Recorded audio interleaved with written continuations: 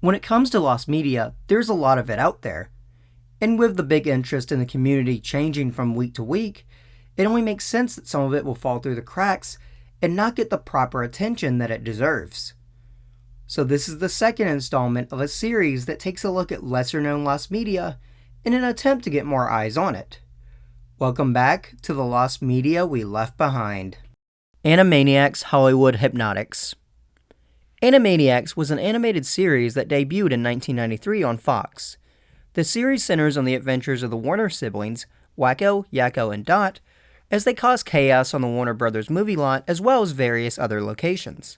The show also featured skits centered on other characters such as Pinky and the Brain, Mindy and Buttons, Slappy Squirrel, and the Goodfeathers.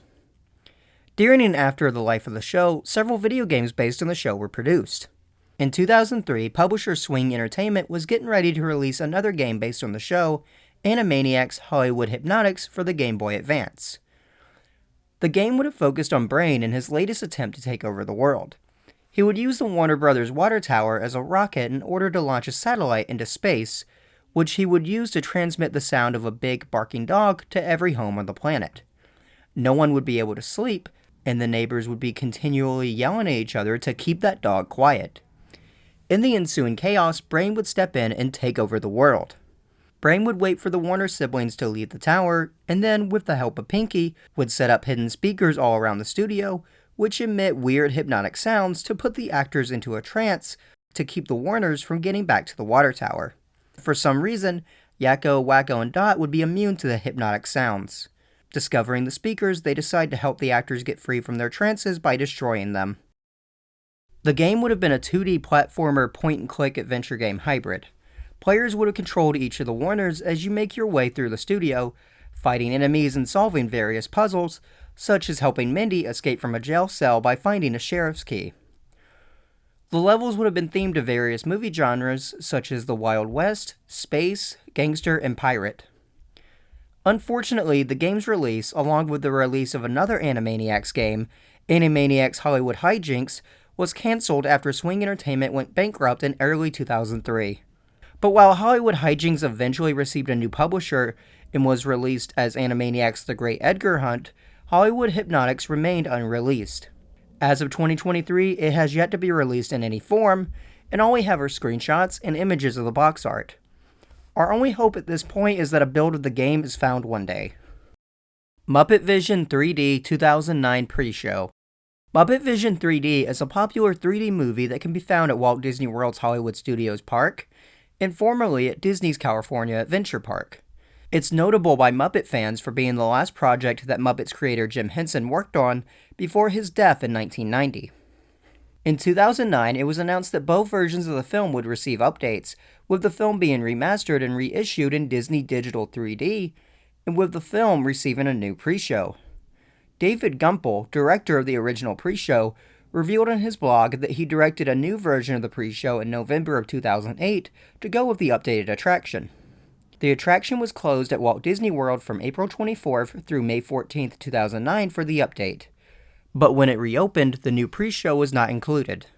As it turns out, there would not be a new pre-show of any sort added to the attraction until early 2014, when footage of the character Constantine was added to promote the then upcoming film Muppets Most Wanted. It's been over 14 years since the update, and we still have no clue as to the whereabouts of the new pre-show. What would it have involved? Is it possible it's just the original pre-show but with updated visuals? Anything is possible, but that's why this topic has been on my list of stuff to cover for so long. A lost pre-show for Muppet Vision 3D, and almost nobody even knows of its existence. It's just so fascinating to me. Unreleased JonTron episodes. JonTron is an online review series created by John Jafari in 2010. In the series, John reviews video games, films, television episodes, instructional videos, or any other pieces of media, while often deriving comedy from absurd or unintentionally funny moments from the subject itself. Throughout the early 2010s, several JonTron episodes would enter production that would ultimately end up not being finished or released for varying reasons. As of this writing, there are 3 unreleased episodes that are still lost. Top 10 Mario Levels, Unknown Banana Video, and Disneyland Games. For the Top 10 Mario Levels video, Produced in late 2011 or early 2012, this was a top 10 list where Jon counted down his 10 favorite levels from the Super Mario video game franchise. The raw footage and audio for the video had been recorded prior to the video's cancellation, but Jon would ultimately abandon the project halfway through editing, expressing dissatisfaction with the project's quality. Because of this, only segments number 10 and number 9 were fully completed. The completed number 10 and number 9 segments would later be shown by Jon during a live stream in 2010, in which he would further express his disdain for the video, claiming that it wasn't that good. Other than these segments, no other audio or video for the project has been released, and due to Jon's disdain for the project in question, it's unlikely any more will ever surface. You just hear that music? Man! The first time you heard that, you knew you were in for something special. Hell, your head was just spinning from the fact that you were running through a 3D Peach's castle jumping through paintings! Like, seriously, did anyone question this woman's mental health? Like, there's no bathrooms or things like that? Just paintings?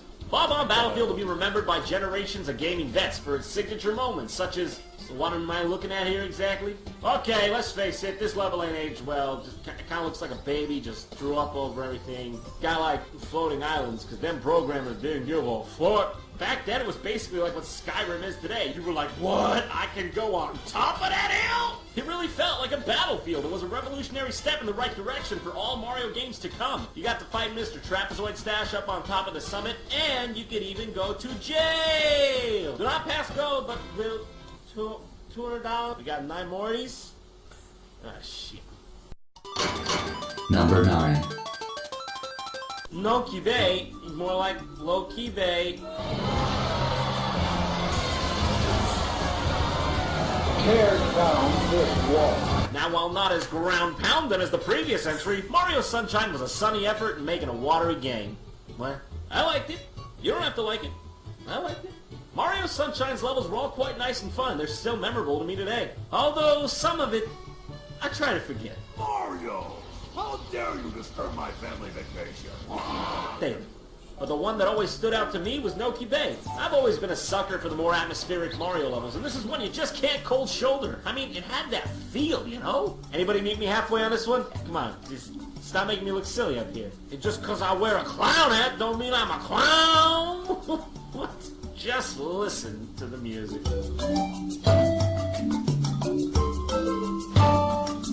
I never really hear anyone mention this level. Seems to get lost in the mix, but I've always really loved it. It's just so peaceful. Yeah! This one wasn't that good. For the Unknown Banana video, there isn't a ton of information to go on. On June 9th, 2013, a video called JonTron Teaser was uploaded to the JonTron YouTube channel at midnight. This video was 8 seconds long and consisted of a heavily edited, stuttering clip of Jon standing in his kitchen holding a banana, which he would then proceed to take a bite out of. Rapidly flashing red and yellow text reading, "Coming soon," and "I'll do better next time, Dad," are seen on screen as the clip plays out. I'm going to play the clip, but if you are sensitive to flashing lights, then I suggest skipping to the timestamp listed below.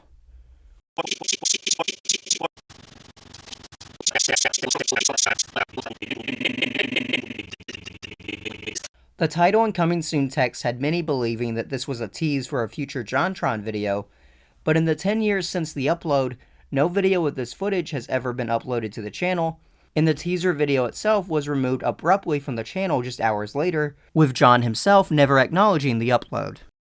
Finally, we have Disneyland games. Produced at some point around 2014, this episode would have focused on Jon as he reviewed Disneyland-themed games, such as Connect Disneyland Adventures for Xbox 360 and Tokyo Disneyland Fantasy Tour for Game Boy.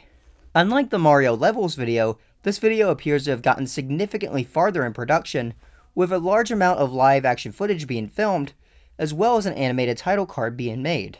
In 2014, Jon held a panel during the 2014 Screw Attack Gaming Convention. At this panel, a compilation of out-of-context clips, bloopers, and behind-the-scenes footage from the episode would be showcased. In this compilation, Jon stated that he was unsure if he would ever release the whole episode, and he ultimately wouldn't, with no footage of the episode ever being released, aside from what was shown at the panel. LittleBigPlanet Hub. LittleBigPlanet Hub was going to be a PlayStation 3 entry in the popular LittleBigPlanet game series developed by Sumo Digital. The game was announced at Gamescom 2013 along with a trailer being shown. The game was planned to be a free downloadable title from the PlayStation Store, which would have allowed players to create levels and play a curated selection of community levels from LittleBigPlanet and LittleBigPlanet 2, as well as 16 levels from the game's story modes. LittleBigPlanet Hub also planned to feature weekly challenges not found in other LittleBigPlanet games. Downloadable content purchased in other LittleBigPlanet games were to be compatible with LittleBigPlanet Hub, and users were rumored to also be able to access additional content from the PlayStation Store. The game was never mentioned again after Gamescom 2013, and is believed to have been quietly cancelled. All that exists today is the trailer, along with some leaked beta screenshots. MyNick E-Collectibles. From 2001 to 2006, Nickelodeon had a section on their website called MyNick. This was an area of the website where users could collect and trade virtual trading cards called E-Collectibles.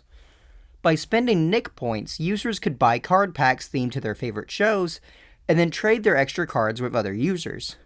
Nick points could be earned by doing various activities on the main website, with the methods to get Nick points changing from week to week. Information on the cards themselves is very scarce nowadays, with only images of the Rugrats 10th Anniversary set and the Invader Zim set being available. Each card was double-sided, with a picture of a character on the front and information about the character on the back. Also on the back was a sound icon that, when clicked, would play audio of the character in question.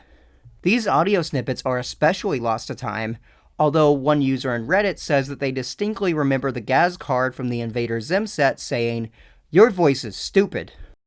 I had an account on the website shortly before the cards were discontinued, and I remember there being cards for shows like The X's and Cat Scratch, as well as your typical stuff like SpongeBob and the Fairly Odd Parents.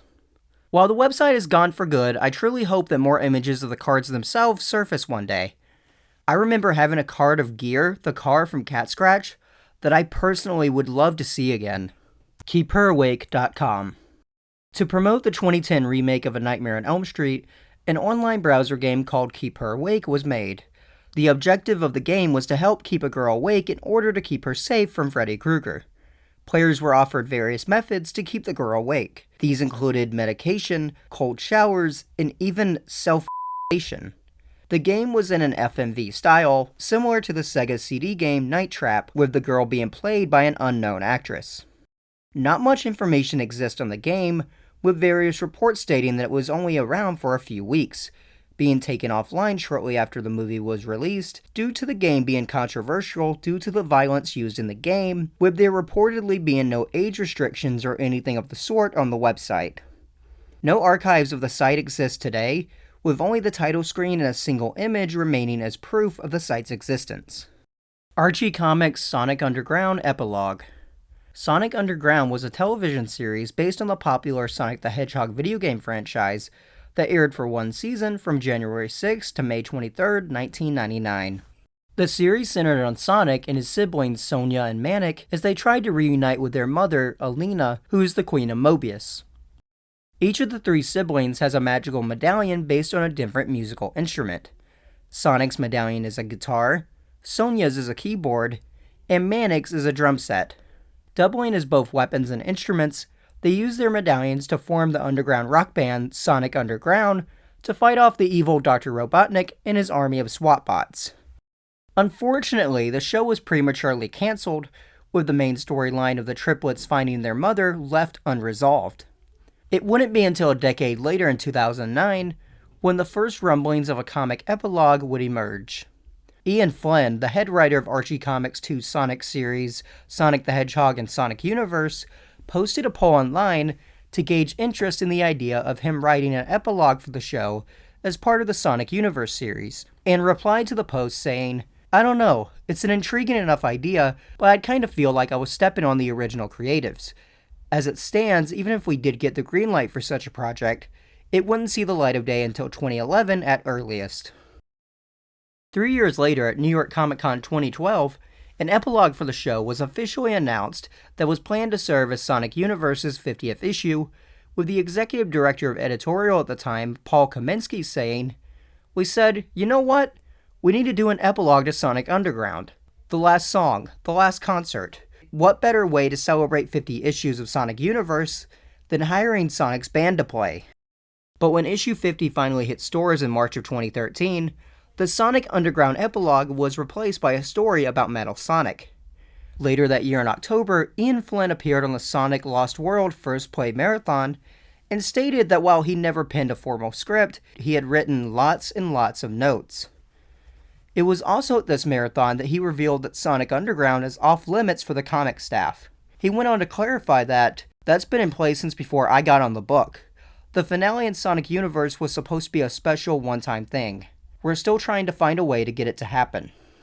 Although it is worth pointing out that Sonic Super Special issue number 10, released in July 1999, features a story where Archie's main Sonic crosses over into the Underground universe.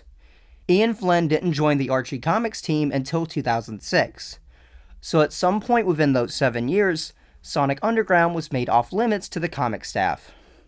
In late 2014, Ian Flynn stated that Lost Hedgehog Tales, a document detailing scrap concepts from his time as head writer, would include the epilogue story. Excluding 5 released pages, which contain no mention of the epilogue, the document remains unreleased, with Flynn stating on Twitter in August 2021, "I've promised the fandom to tell all in Lost Hedgehog Tales when it's safe to do so, which isn't yet. But one day. Just not today. Or tomorrow. Or for a while. It's as of now unknown when we'll ever hear more about Lost Hedgehog Tales, but hopefully one day." During an interview in 2021, Flynn revealed the following about what the plot might have entailed. "I can't remember all the details off the top of my head. I remember it involved all the friends and allies they made along the way coming together to support them, the trio setting up a concert on Angel Island to broadcast to the world below, and Queen Alina joining them at the end of the set. She joined the band as their lead singer, the literal voice of the people, and together they finally overthrew Robotnik. From there, I think we had a brief time skip to show everyone's happily ever afters. As of this writing, the only actual production material we have is a sample cover drawn by Patrick Spaz Spaziante that was revealed at the same time as the initial announcement." Hey everyone, Seeker here. I hope you all enjoyed the video. It was fun to do a sequel to the Lost Media We Left Behind video, and I intend to keep this series going in the future. As always, if you liked what you saw, please be sure to comment, like, and subscribe. And I'll see you guys in the next video.